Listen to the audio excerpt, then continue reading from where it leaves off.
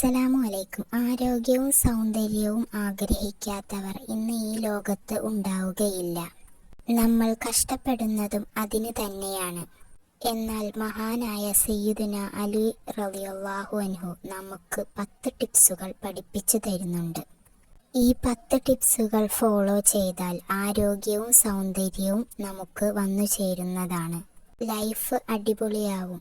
കണ്ടാൽ മാത്രം പോരാ, അത് ജീവിതത്തിൽ പകർത്തുകയും വേണം. അല്ലാഹു നമ്മളെ അനുഗ്രഹിക്കട്ടെ. അലിയാര് തങ്ങളെ അറിയാത്തവരായി ആരുമില്ല. റസൂൽ സല്ലല്ലാഹു അലൈഹി വസല്ലമ തങ്ങളുടെ മരുമകനാണ്. നമ്മുടെ 4ാമത്തെ ഖലീഫയാണ്. അവിടത്തെ പ്രിയപ്പെട്ട സ്വഹാബിയാണ്. മാത്രമല്ല അറിവിൻ്റെ നിറകുടവുമാണ്. നബി സല്ലല്ലാഹു അലൈഹി വസല്ലമ തങ്ങളുടെ ഒരു ഹദീസുണ്ട്. ഞാൻ അറിവിൻ്റെ പട്ടണമാണെങ്കിൽ അലി റളിയല്ലാഹു അൻഹു അതിൻ്റെ വാതിലാണ്. ആ അലിയാര് തങ്ങളിലൂടെ മുത്തുനബി സല്ലല്ലാഹു അലൈഹി വസല്ലമ തങ്ങളിലേക്ക് നമുക്ക് എത്താൻ കഴിയണം.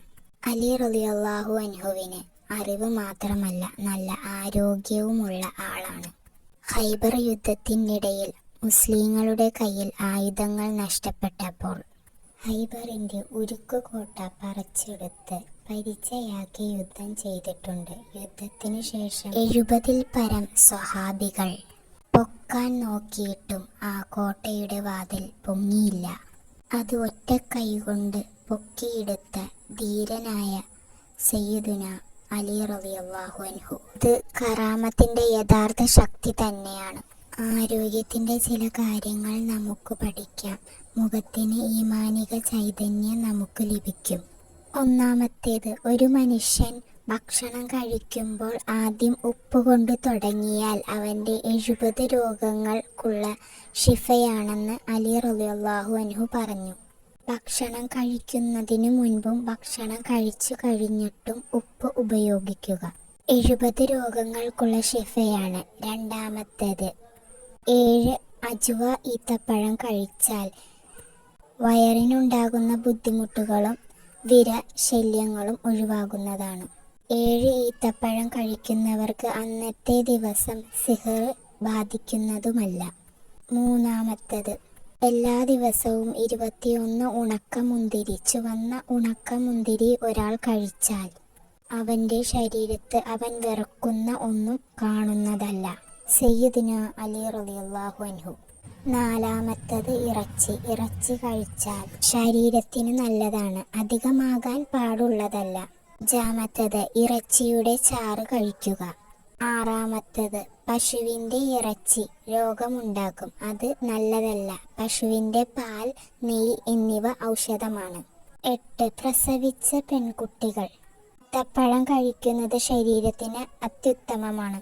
8 ഖുർആൻ പാരായണവും പല്ല് തേക്കലും കഫക്കെട്ട് ബുദ്ധിമുട്ട് മാറാൻ ഏറ്റവും നല്ലതാണ്. 5 നേരം ഖുർആൻ ഓതുമ്പോഴും മിസ്വാക്ക് ചെയ്യൽ സുന്നത്താക്കപ്പെട്ട കാര്യമാണ്. അത് ചെയ്യുന്നവരുടെ രോഗങ്ങൾക്കും ഷിഫയുണ്ട്. 9ാമത്തത്, ആരെങ്കിലും നിലനിൽപ്പ് ആഗ്രഹിക്കുന്നുണ്ടെങ്കിൽ, ആരോഗ്യം നിലനിൽക്കാൻ ആഗ്രഹിക്കുന്നുണ്ടെങ്കിൽ പ്രഭാത ഭക്ഷണം രാവിലെ 7 മണിക്ക് കഴിക്കുക, അല്ലെങ്കിൽ 8 മണി. ചുരുങ്ങിയത് 9 മണിക്കുള്ളിൽ പ്രഭാത ഭക്ഷണം കഴിക്കുക.